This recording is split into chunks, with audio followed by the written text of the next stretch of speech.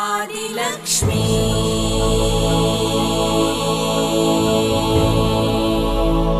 श्री धनलक्ष्मी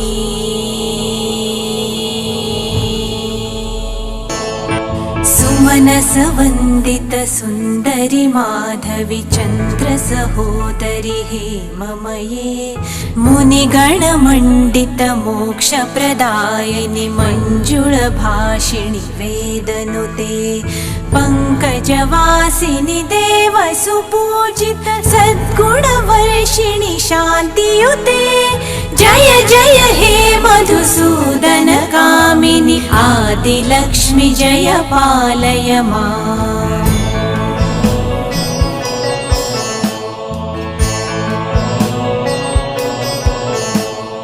अहिकलिकल्मषनाशिनि कामिनि वैदिकरूपिणि वेदमये क्षीरसमुद्भव मङ्गलरूपिणि मन्त्रनिवासिनि मन्त्रनुते मङ्गलदायिनि अम्बुजवासिनि देवगणाश्रित पादयुते जय जय हे मधुसूदन कामिनि धान्यलक्ष्मि जय पालय माम्।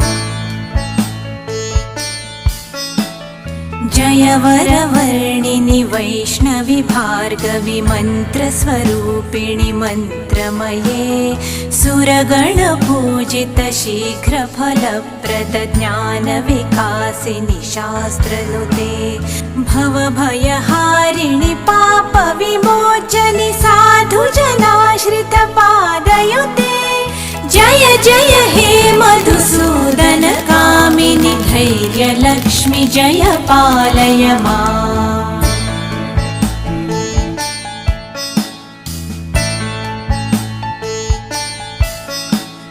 जय जय दुर्गतिनाशिनि कामिनि सर्वफलप्रद शास्त्रमये रथगजतुर्गपदाति समावृत परिजनमण्डित लोकनुते हरिहर ब्रह्म सुपूजित सेवित तापनिवारिणि पादयुते जय जय हे मधुसूदन कामिनि श्री गजलक्ष्मी पालय माम्।